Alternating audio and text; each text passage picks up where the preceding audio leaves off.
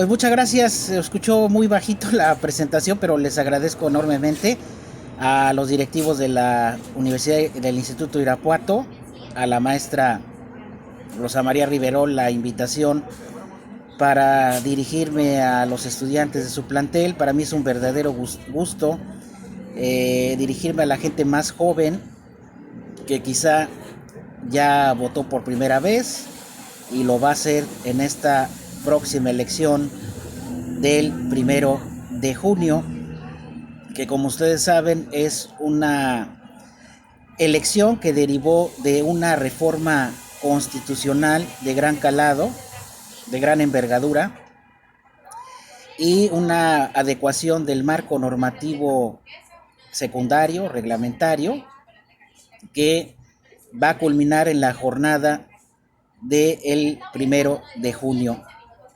De hecho, para empezar, manifestar que hubo mucha controversia en relación a esta reforma. Si ustedes quizá lo escucharon en, su, en sus redes sociales, en los medios de comunicación, hubo gran oposición del Poder Judicial, del Consejo de la Judicatura Federal,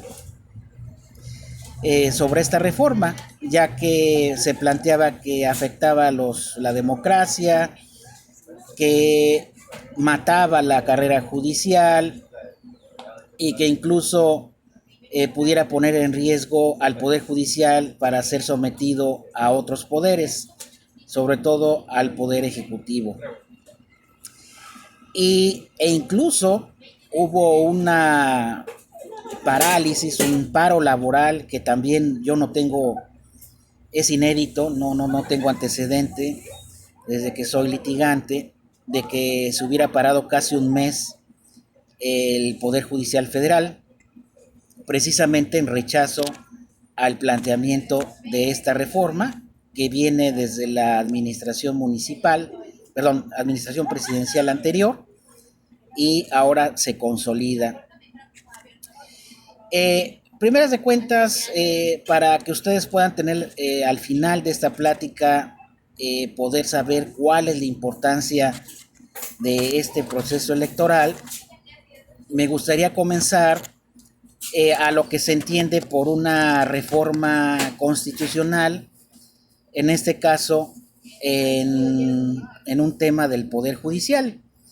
Y recordemos que para que una reforma de este alcance pudiera darse vida, o sea, pudiera en la vida jurídica aterrizarse al operativo, primero se tenía que reformar la Constitución y posteriormente el marco normativo federal para poder aterrizar también esta reforma a los estados de la República, que de hecho algunos estados ya también tendrán elección concurrente y estarán eligiendo magistrados y jueces en sus respectivas demarcaciones. Algunos estados todavía no, lo harán posteriormente. Y ese es un primer apunte que quisiera yo hacer, porque la justificación de la reforma, o esto quiere decir lo que provocó la reforma, fue precisamente la violación constante de derechos y de normas en el Poder Judicial de los estados y las autoridades de los estados y los municipios.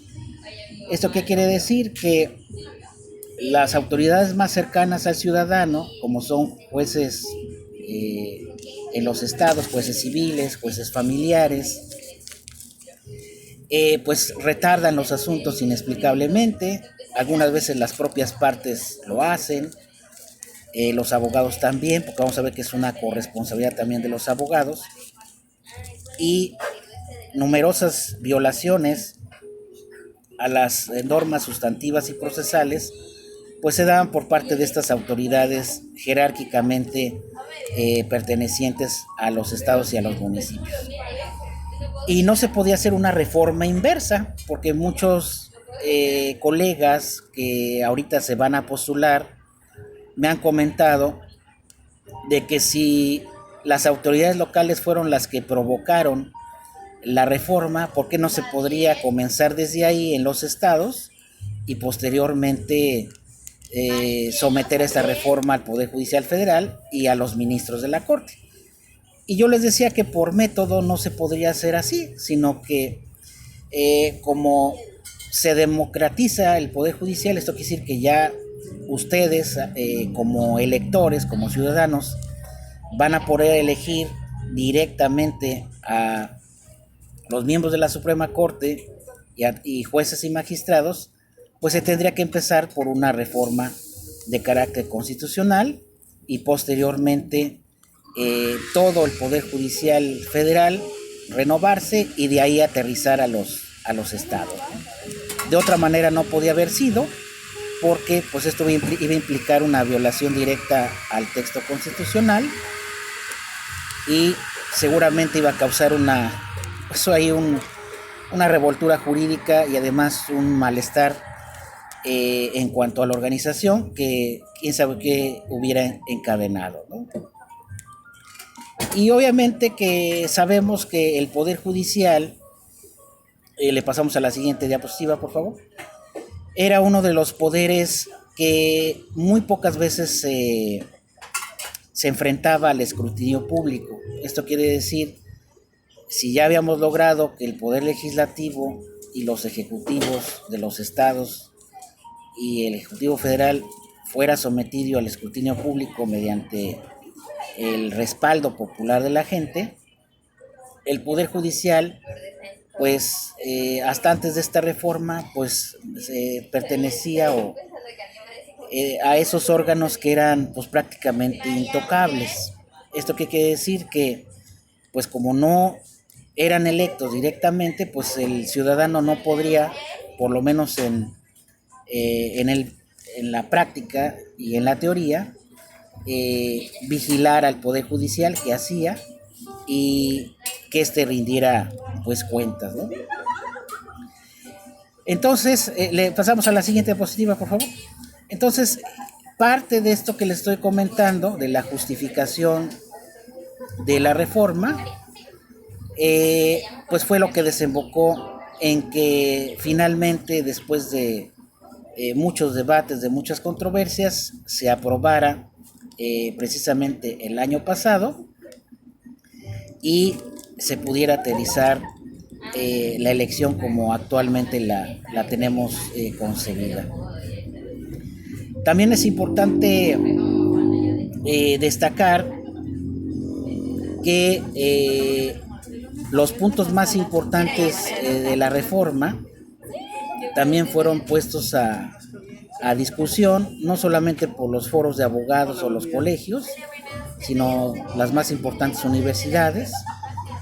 Hay quienes dicen que la voz de las universidades y de los órganos de los abogados colegiados fueron ignorados y que el legislativo pues prácticamente impuso todas las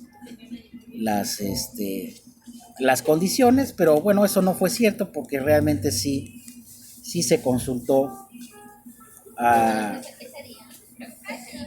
estos órganos académicos y finalmente la reforma quedó como en la actualidad la tenemos, ¿no? Y una de las grandes interrogantes que tienen los más jóvenes y la ciudadanía en general es que muchas veces se confunde las actividades y las funciones que hace el Poder Judicial frente a otros estados.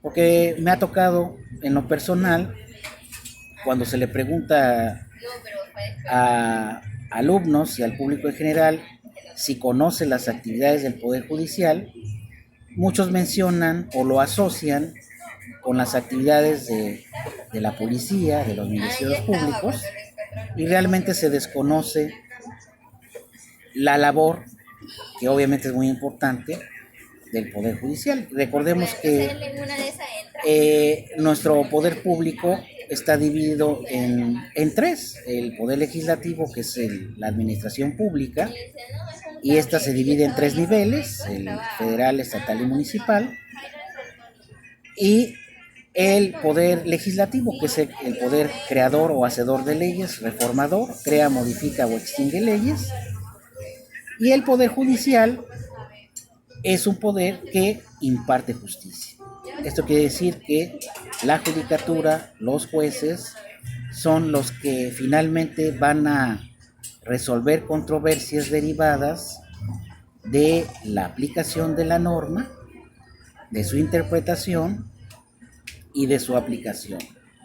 ¿Esto qué quiere decir? Que la actividad de las autoridades administrativas, de los legisladores, cuando alguien estime que se está desconociendo un derecho suyo o los alcances de la norma, o por ejemplo si alguien es señalado por un delito, pues se tiene que seguir un proceso en donde de manera definitiva un juez va a conocer y va a resolver. Esto quiere decir que estamos hablando que el Poder Judicial imparte justicia después de un debido proceso y es como que la palabra final para decidir dichas controversias, ¿no? De hecho, por ahí tenemos un cuadro, un poquito más adelante en sus diapositivas, donde se explica esas confusiones que la ciudadanía en la actualidad tiene sobre las actividades del Poder Judicial, un poquito más adelante. ¿Eso qué quiere decir? Que no se trata ni de policías ni de ministerios públicos, sino se trata de los impartidores de justicia. Y les voy a poner otro ejemplo para poder aterrizar en la función de los jueces. Vamos a suponer que tenemos una controversia familiar de guardia y custodia y las personas no se ponen de acuerdo por alguna conciliación, por algún convenio, y aquí interviene un juez local, un juez familiar, que de hecho ahora las audiencias ya son orales en la mayor parte del país, y el juez es el que sopesando los argumentos de las partes y las pruebas va a decidir en función del interés del menor y también obviamente de los derechos de ambos padres, quién tiene el derecho de la guardia y custodia de ese menor. Y se dicta un fallo, que en esta mayor parte de estos fallos, de estas controversias, pues las decide un juez en primera instancia, un juez en cada uno de los estados, y las partes pueden recurrir, en dado caso que no estén conformes con ese fallo, a una autoridad jerárquicamente superior, como sería una sala, un magistrado, que en segunda instancia va a revisar ese fallo y después de ciertas alegaciones también va a decidir si confirma o revoca esa resolución. Esa vendría siendo la segunda instancia. Si ustedes observan, desde el juez familiar, pues ya estamos hablando de una judicatura, de una persona que esté investida de potestad, de autoridad para decidir una controversia. Y en la segunda instancia pasa exactamente lo mismo. Un tribunal de alzada, un tribunal de mayor jerarquía, decide la controversia y confirma el fallo que fue emitido en primer lugar, o lo va a revocar o lo va a modificar. Y en tercera instancia, que seguramente ustedes ya lo saben como alumnos, posiblemente, pues es la instancia del amparo. Si después de ese segundo fallo las partes siguen inconformes, pueden recurrir al Poder Judicial Federal ante un juez de distrito, generalmente, o un colegiado, que es la última palabra en un asunto pues normal, común, como sería una guardia y custodia, y en un tercer escalón, en una tercera revisión, va a revisar el fallo de los otros dos jueces que les mencioné y su palabra va a ser definitiva. Si ustedes observan, aquí hubo tres fases, tres escalones, tres instancias en las cuales se puede representar perfectamente bien el Poder Judicial. En una interviene un juez de primera instancia en un estado, en el segundo un juez de segunda instancia, un magistrado, con categoría superior, y finalmente el Poder Judicial Federal, en vía de amparo, interviene en una tercera instancia y este ha decidido finalmente la controversia.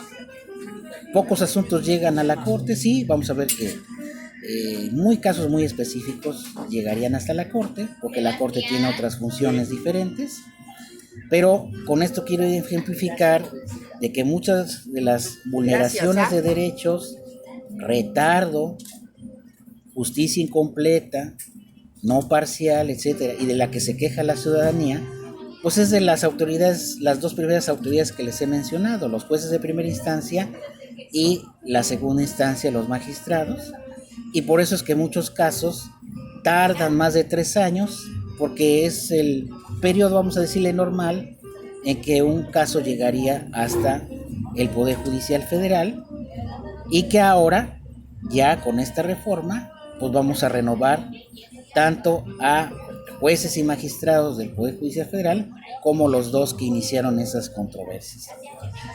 Y para resolver cuáles problemáticas, por las problemáticas que aparecen en la diapositiva, no sé si la pudieran adelantar, por favor, o si gusta yo las podría también proyectar, como ustedes me digan.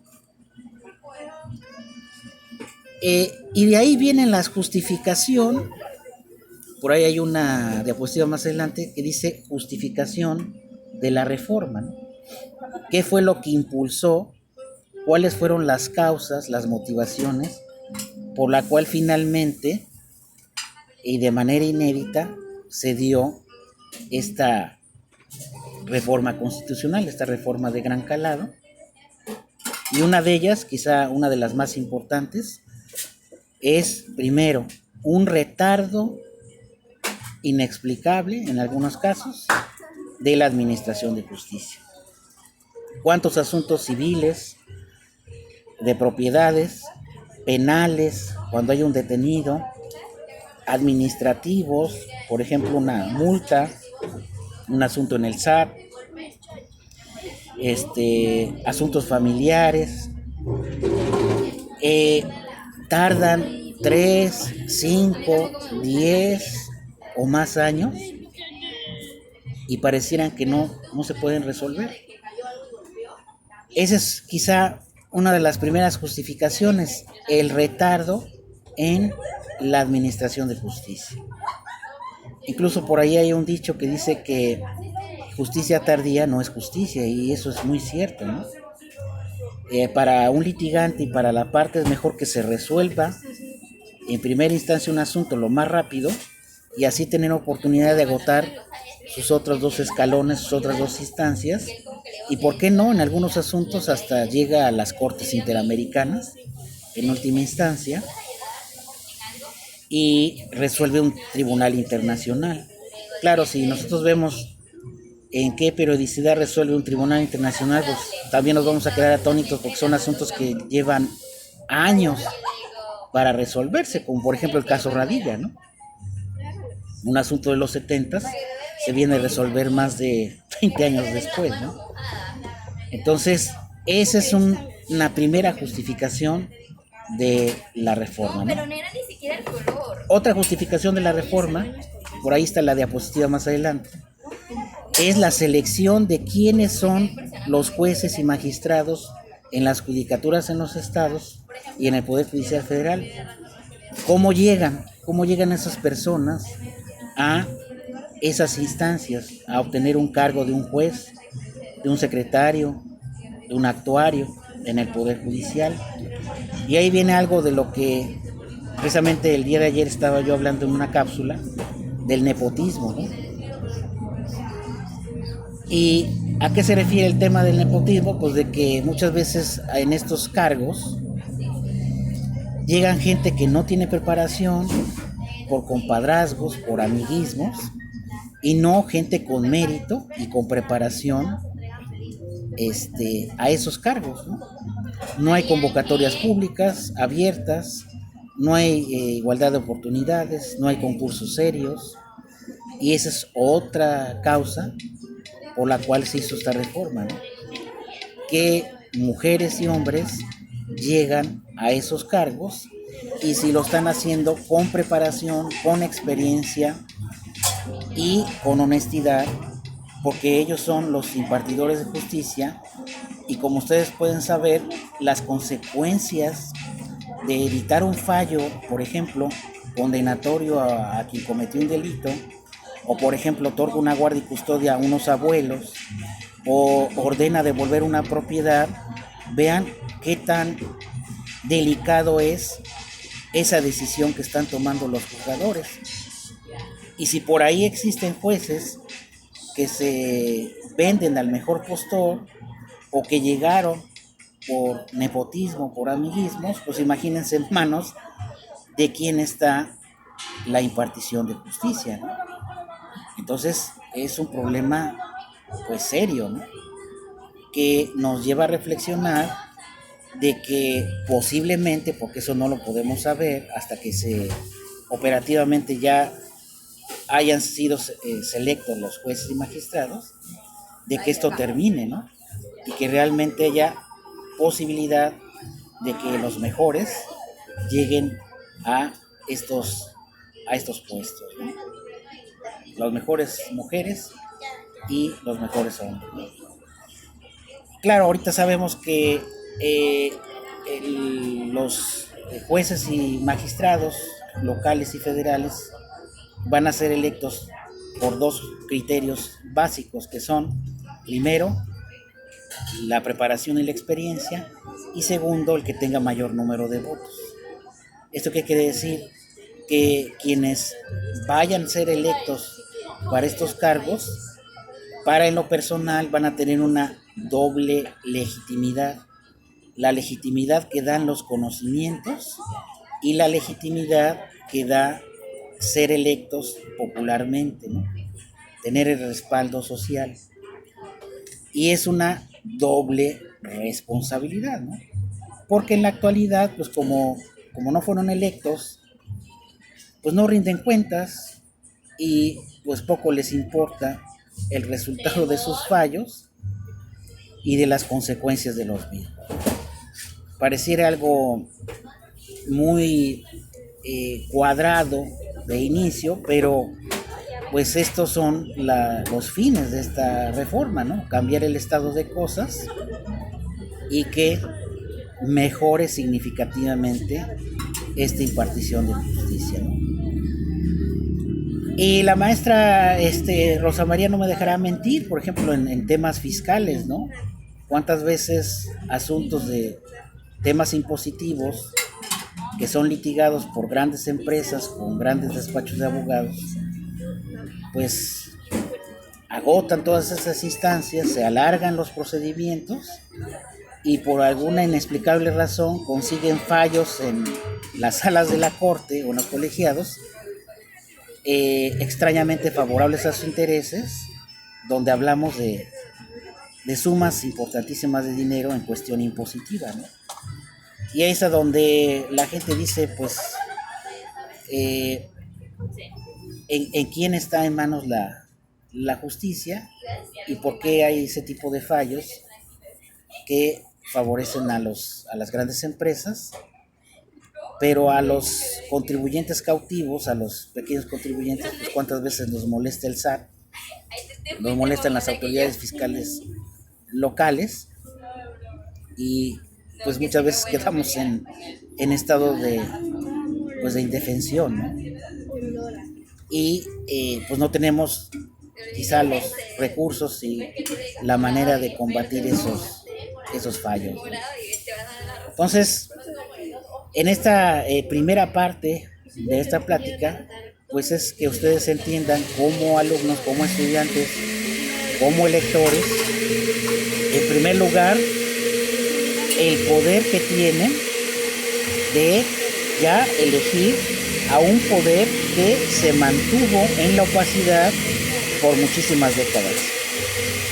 Y lo lejano que muchas veces los jueces están de los justiciables, de los gobernados, ¿no? De hecho, yo platicando con un candidato a magistrado aquí en Puebla, desde donde soy, del estado de Puebla, comentaba yo de que cuando yo tenía un caso en un juzgado federal, en un juzgado de distrito o en un tribunal colegiado, cuando yo pedía hablar con los magistrados para hacer un alegato verbal sobre el asunto que tenía yo encargado, siempre los magistrados estaban en disposición de atenderme, ¿no? Si acaso unos 10 minutos, 15, y pasaba yo a hablar y con atención me escuchaban. A lo mejor pudiera ser que mi alegato no fuera de peso y a lo mejor hasta ni lo fuera a tomar en cuenta, pero ahí se da uno cuenta como litigante, como en el nivel federal, pues sí había la disposición de escuchar al justiciable o a su representante o a su abogado. Pero vayan ustedes a un juez local, por ejemplo, no sé, allá en Guanajuato, pero aquí en Puebla, no está, no te atiende, tiene mucho trabajo, y para hablar con un juez es una verdadera pues reto, ¿no? Es un verdadero problema y no podemos platicar con ellos, ¿no? Por eso les decía yo que pues no podía hacerse la reforma más que de lo jerárquicamente superior, desde los ministros de la Corte hacia abajo, y no al revés, porque realmente los juzgados federales en lo particular prestan mucho mejor servicio que los juzgados locales, ¿no? Resuelven con mayor prontitud un amparo. Pero pues teníamos que empezar de la autoridad superior federal hacia las autoridades locales, y no podía ser otra reforma de diversa manera por cuestión de método y además de técnica legislativa, ¿no? Ahora quisiera que fueran anotando sus preguntas, porque seguramente se va a enriquecer esta plática con las preguntas que ustedes al final tengan, y precisamente podamos debatir sobre la importancia de estas elecciones. Ahora bien, me voy a ir al siguiente punto, que es cuáles son los puntos fundamentales de la reforma que no existía antes y que ahora se van a dar. En primer lugar, se va a renovar todo la Suprema Corte de Justicia de la Nación, el Pleno. Ustedes recuerdan, y seguramente también en clase ya lo habrán puntualizado, antes teníamos 11 ministros, 2 salas con 5 ministros y un presidente. Y ahora se reduce el número de ministros a 9. Y además, para la toma de decisiones, la mayoría calificada va a ser mucho más, por decirlo así, sencilla de obtener, con el voto de 6 ministros. Eso quiere decir que los asuntos que lleguen al Pleno se van a resolver conforme a la integración de esos 9 ministros. Y ahora en su totalidad se van a elegir a esos ministros de la Corte. Ahorita lo voy a, si me da tiempo, lo voy a explicar más adelante.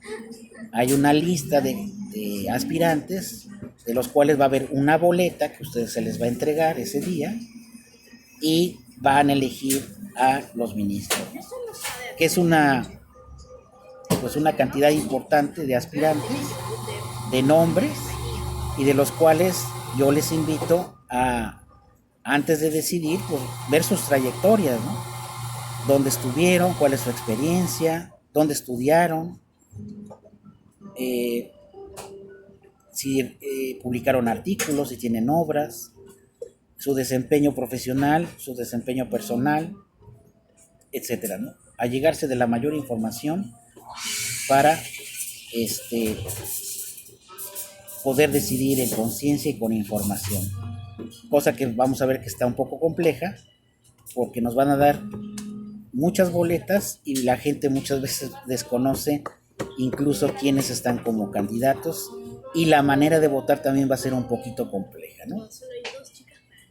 Segundo gran punto de la reforma es que se crea un tribunal de disciplina judicial. ¿Qué significa? Que el Tribunal de Disciplina Judicial sustituye al Consejo de la Judicatura Federal, y ahora van a ser pares, o sea, jueces, quienes van a revisar el trabajo no solamente administrativo, sino jurisdiccional de jueces y magistrados federales. De hecho, también en otra boleta se va a elegir a los miembros de ese tribunal que va a supervisar a los demás pares, a los demás jueces y magistrados. Este tribunal de disciplina judicial pues va a ser una creación novedosa dentro de esta reforma y pues va a ser como que el vigilante de las acciones, que no solamente en el ámbito administrativo, sino en el ámbito jurisdiccional, va a revisar el trabajo de quienes conformen la Judicatura Federal y en los estados también, ¿no? Y esto también fue tema polémico porque pues cuántas veces el Consejo de la Judicatura Federal había quejas de, por ejemplo, de acoso de jueces y magistrados, enriquecimiento ilícito, etcétera, y cuántos asuntos se quedaron archivados y nunca se resolvieron de irregularidades de jueces y magistrados, ¿no? Y pues esto es otra justificante más y además otro punto importante de la reforma judicial. También otro punto importante y que también lo comparo con otros países latinoamericanos, como por ejemplo Perú, Chile, Ecuador, Bolivia, el tema de los jueces sin rostro. Esta figura ya se había hablado en alguna ocasión, en alguna otra reforma, sobre el tema de los jueces sin rostro, pero ahora se hace realidad en donde los jueces, por temas de crimen organizado, narcotráfico y otros, van a poder ocultar su rostro y sus datos personales al momento de juzgar a estas personas con el ánimo de proteger su integridad. ¿Ha servido esta figura de los jueces sin rostro en otros países? Bueno, pudiera ser que sí, en aras de una mayor seguridad de quienes intervienen en casos complejos, como sería la delincuencia organizada, la trata de personas, el narcotráfico, crímenes de lesa humanidad, por ejemplo, etcétera, ¿no? Entonces, esta figura de los jueces sin rostro sin duda también será novedosa en esta reforma y veremos ya a través del tiempo, cuando ya se aplique en la realidad, en la operatividad, si efectivamente esta figura funciona o no, porque hemos visto que desafortunadamente ya desde hace décadas ejecuciones de impartidores de justicia, ¿no? No solamente federales, sino locales, ¿no? En donde se da más estos casos, donde jueces han sido ultimados, en algunos casos por su trabajo, en otros quizá a lo mejor no, pero pues siempre se pone en riesgo, siempre están expuestos los juzgadores, y ahora con esta figura de los jueces sin rostro, pues será una oportunidad para que puedan tener una mayor certeza y seguridad en su persona, en sus bienes, estos jueces y estos magistrados. Para que nuestros alumnos que nos están viendo puedan ver la diapositiva en el tema que voy, no sé si le pudieran adelantar, maestra o quien esté a cargo de la diapositiva, para que estemos en consonancia con el tema, los puntos torales de la reforma. Y otro punto importante, ya vimos el tema de los ministros, la reducción del número de ministros, el Tribunal de Disciplina Judicial, los jueces sin rostro, y quizá el más importante punto de esta reforma es que los jueces de distrito y los magistrados de circuito también se van a elegir vía voto. Y son los más importantes porque son los que con los que tenemos mayor contacto, ustedes como futuros abogados y uno como litigante, porque muchos asuntos van a llegar a esa instancia y quienes van a resolver en un futuro estas controversias, pues van a ser jóvenes y aspirantes que hayan sido electos vía voto en esta elección, ¿no? Son los que van a tener a cargo nuestros asuntos. Y bueno, no es examen, pero como ustedes seguramente también ya lo habrán visto en el aula, el Poder Judicial se divide en su operatividad en los ministros de la Corte, jueces de distrito y magistrados de tribunales de colegiados de circuito. De hecho, nuestra República Mexicana está dividida en circuitos. Por ejemplo, aquí en el que pertenece Puebla es el sexto circuito. Y hay juzgados de distrito que la mayor parte ya son especializados en cierta materia. Y retomando el ejemplo anterior, les comentaba yo que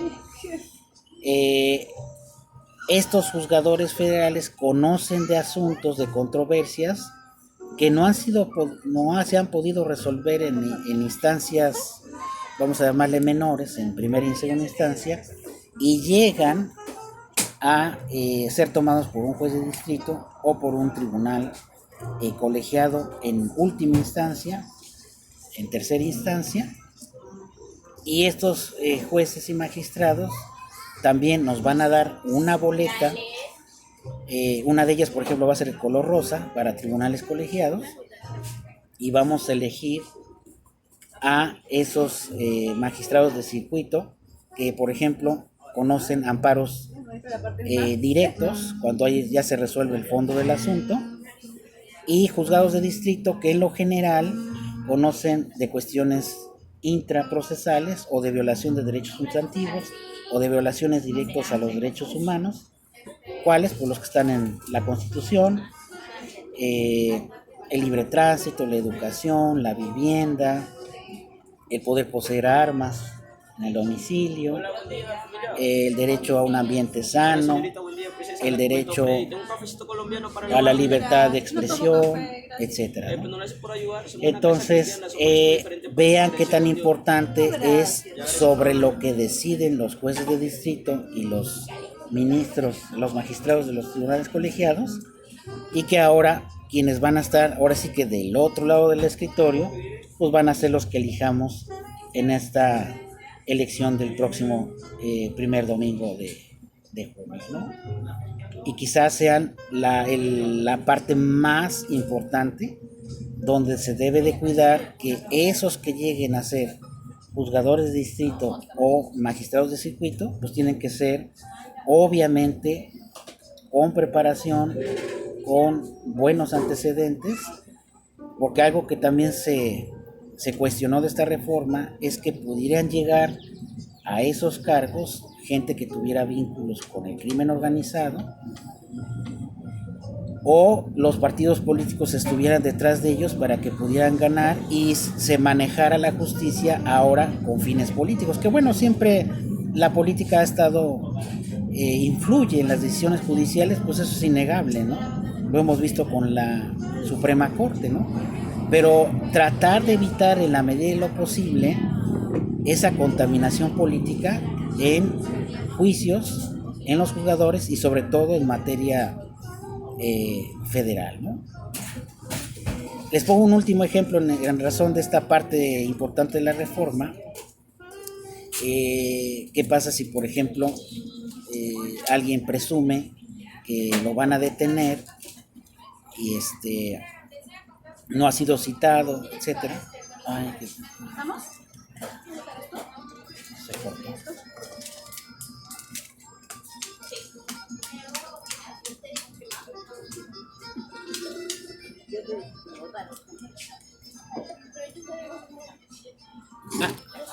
Maestra, ¿cómo está?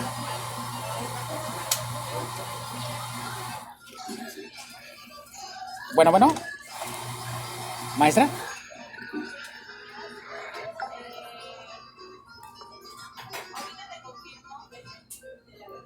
Ya se cortó.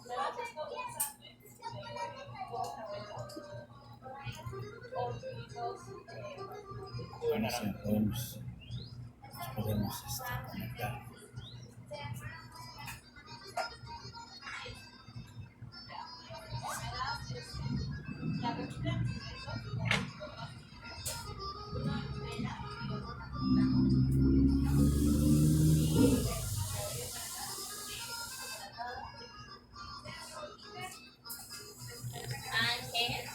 Bueno, aquí se cortó en la transmisión. Vamos a ver si se quedó congelada. ¿No te traen como una tapita?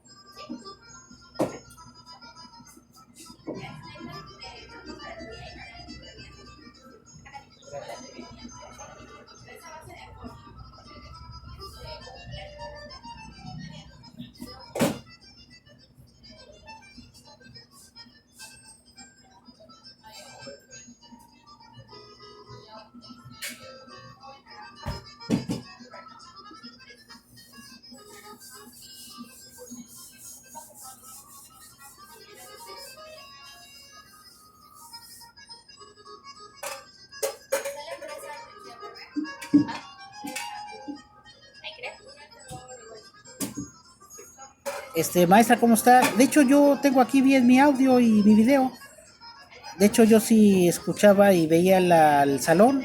No sé qué habrá pasado, pero yo aquí tengo mi conexión bien. ¿Cree que haya oportunidad de reconectarse? Lo que sí no vi con claridad es que no se movía la presentación.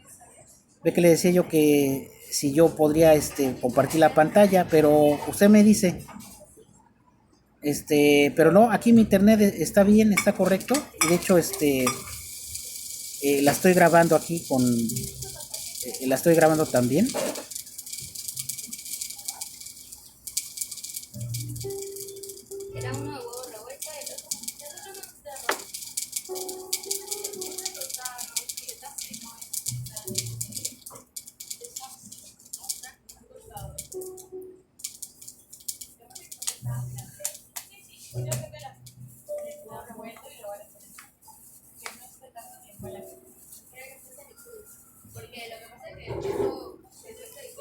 Bueno, pues vamos a concluir aquí la grabación para que nuestros amigos que nos están viendo en la grabación podamos concluir.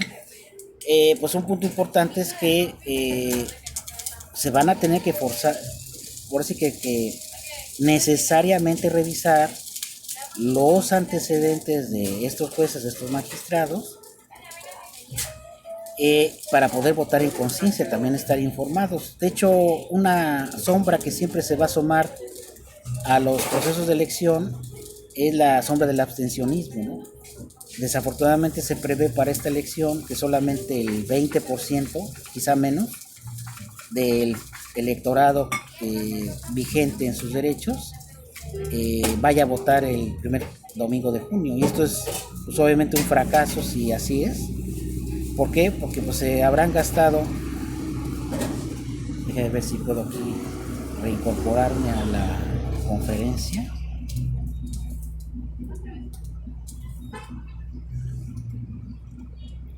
Bueno, en lo que se reincorpora, les decía yo, no sé exactamente la cantidad que se habrá invertido en este proceso de elección, pero seguramente son más de 9 mil millones de pesos, algo así, invertidos en la capacitación de los funcionarios, de las boletas, de la operatividad. Recuerden que el INE es el que organiza esta elección como órgano de participación ciudadana.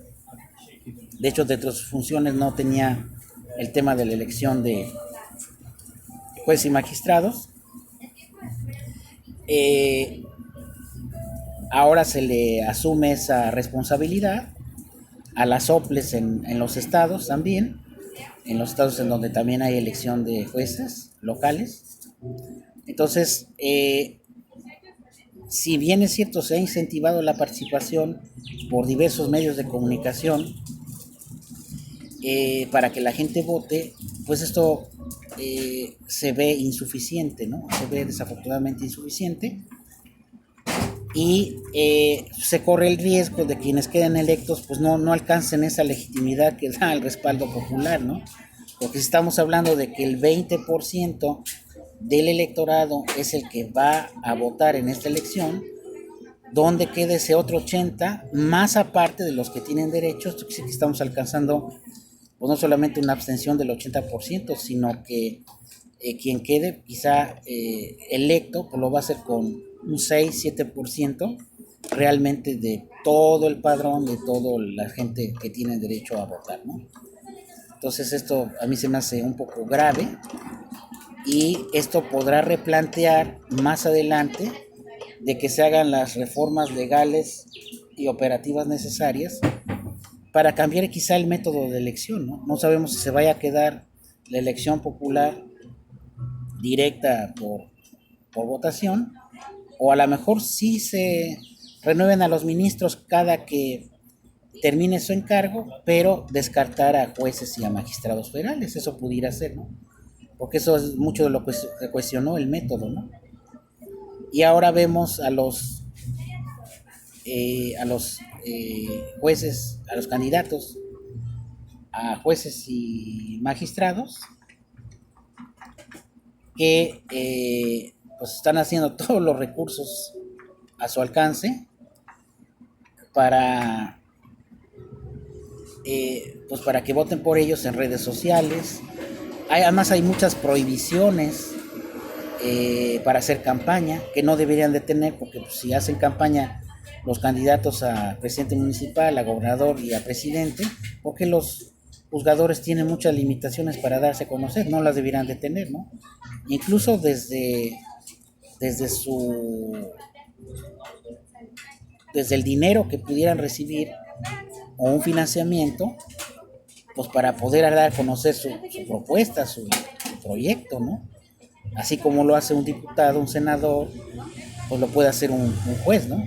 Estas limitaciones también yo pienso que deben de modificarse, debieran de desaparecer, porque no son acordes a este proceso de democratización del Poder Judicial, ¿no?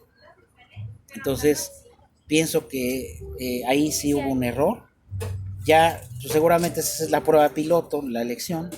Seguramente más adelante se podrá tener una mejor reflexión sobre ello y sentar las bases de verdaderos procesos de elección en donde no haya este tipo de prohibiciones, porque por ejemplo no pueden acceder a medios, no puede hacer propaganda impresa, etcétera, ¿no? Y la mayor parte de las que yo vi de las campañas pues lo están aprovechando las redes sociales pues para poderlo hacer, darse a conocer, pero debieran tener mayor difusión tanto sus perfiles personales como profesionales, como una propuesta, como lo hace un candidato, una propuesta de lo que pudieran llegar a ser en dado caso de ser electos como ministros de la Corte, como jueces o quizá como magistrados, ¿no? Porque ese punto también de las restricciones es un punto que debiera de corregirse y debiera de modificarse, ¿no? Y bueno, pues obviamente esta elección va a ser un buen punto de arranque para que con mejores bases normativas y operativas pues se vayan corrigiendo todo lo que llegara a surgir derivado ya del proceso de elección, porque incluso el INE y el tribunal van a recibir impugnaciones de quienes a lo mejor alcancen la mayoría para ser electos como jueces o magistrados o ministros. Va a haber posibilidad de que alguien a lo mejor impugne ese resultado, quizá a lo mejor por algún antecedente irregular, o que no reúnen los requisitos de elegibilidad o alguna cuestión grave, por lo cual se le puede incluso hasta revocar esa constancia de que se le acredite que obtuvo el mayor número de votos. Y ahí no sabemos si se va a reponer el proceso de elección o qué va a pasar. Va a llegar el segundo que tuviera mayor número de votos. Ahí no lo sabemos, ¿no? Entonces, la reflexión final es que sin duda es sumamente importante la participación. Segundo, de los más jóvenes, es quizá el electorado que va a decidir esta elección. Dos, que se necesita mayor conocimiento, o sea, mayor difusión de este proceso, de los perfiles que van a llegar y que deben de cambiar las cosas, porque pues pienso que se hizo sin reflexionar en muchos aspectos y sobre todo hay poco incentivo de la ciudadanía en general para porque así lo han demostrado algunas encuestas preliminares, para acudir a votar, ¿no? Entonces, reflexionemos en el impacto que tienen esas decisiones de ministros de la Corte, de jueces y magistrados, y de ahí nos podemos dar cuenta de la importancia que tiene su labor en nuestra vida diaria, y sobre todo quizá el punto toral es que ya deje de retardarse la justicia, que la justicia sea lo más pronta, que se agoten esas instancias, pero en un menor tiempo posible, porque la gente está cansada de que los asuntos tarden años, y que pues también los abogados deben estar conscientes de que su labor también va a ser supervisada, de que también hay una corresponsabilidad de ellos para que esta reforma funcione, y obviamente que la sociedad se involucre decididamente en esta reforma, porque si la sociedad no se involucra va a fracasar, como lo ha pasado en otras reformas que se anunciaron con bombo y platillo y que han fracasado, ¿no? No hemos visto resultados. Tan solo la elección de 2008 del sistema de justicia penal, pues a nadie convence, no se ha podido consolidar, no se han dado las reformas necesarias y operativas, y sobre todo que derivado de esto, jueces penales, jueces civiles, jueces familiares, tribunales administrativos, pues ya van a ser electos por este método, y ahora sí van a tener que rendir cuentas, que siempre lo han estado, pero pues no había una legitimidad como tal, y van a ser sometidos al escrutinio.